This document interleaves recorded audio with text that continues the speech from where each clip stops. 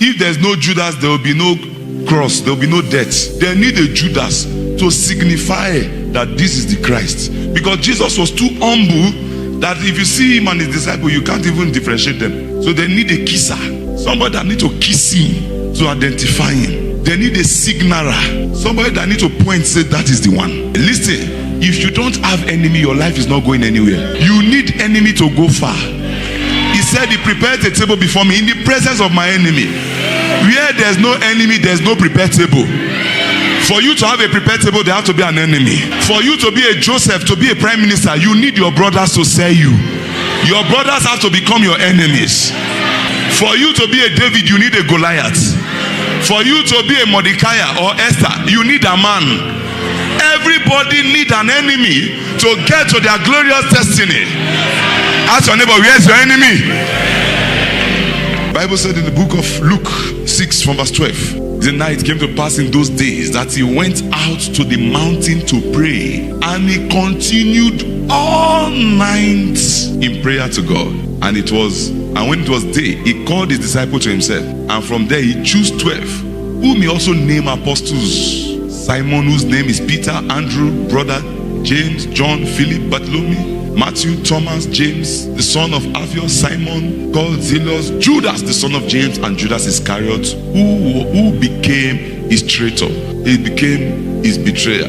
We are coming to that place. Number 3 person that sponsored Jesus' death is the betrayer called Judas. What does that mean? Everybody need enemy to get to their destiny. You can't tell me somebody was on his knees all night asking God in a multitude of people that was with him. He said, God, show me the 12 you want. Then he will not make mistake. God does not make mistake.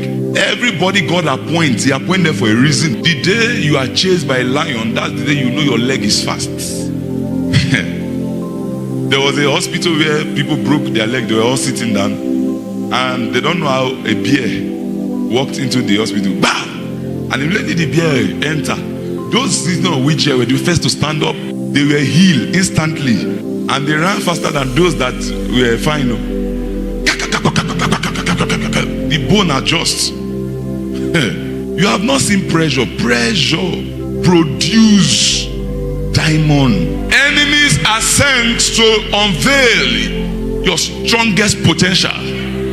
There are some things that will never come out of you until they provoke you, until you see yourself in a tight corner.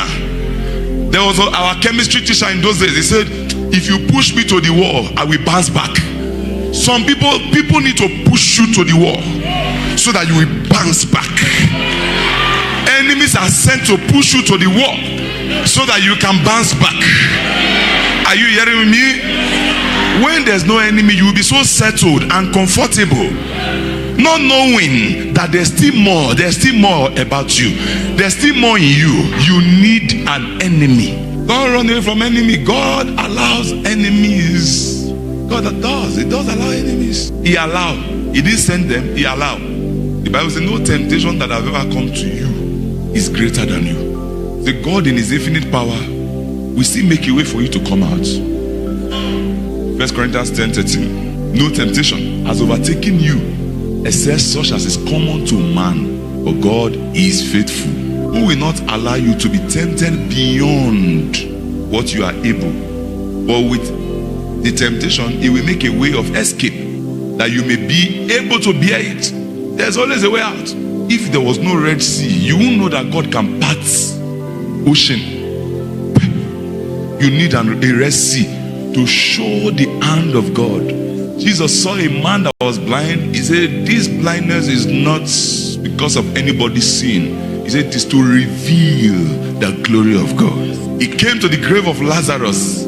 He said, this death is not, he said, this sickness is not unto death, it's to reveal the glory of God. So anything the enemy is trying to use against you is to reveal God's glory. There are some dimension of God that you will not see until you are attacked, or there's an enemy. Is the enemy of blindness?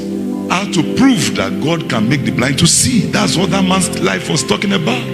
You better not see your enemy as the end of you, but to unveil a greater version of you, a bigger dimension of you.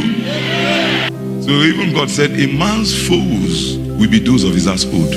Your enemies will be people of your own household. Matthew 10:36. And a man's enemies will be those of his household. Understand that? Family.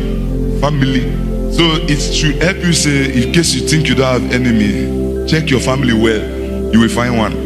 Somebody once said, the day God was calling you and you are accepting salvation, the devil was also calling somebody in your family to accept witchcraft. And it's true. You don't know. Yes, it's true. Say, father will fight mother. Mother will fight brother. Brother will fight. A man's foes will be those of his household. My prayer for you, may you not falter before your enemy.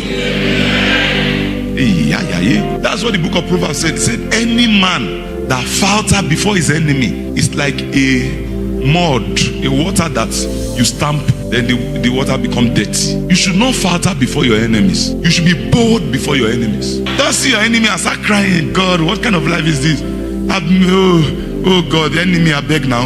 Enemy I beg now. Enemy I beg now. You don't beg your enemies. You fight. God does not want you to falter before your enemies. Meaning lie down before your enemies. Be licking their leg. Be submitted to them. No, because you will never see God's strength where there's no weakness. You will never see deliverance where there's no oppression. My prayer for you, the last time you submitted to your enemy is the last time you ever submit to them.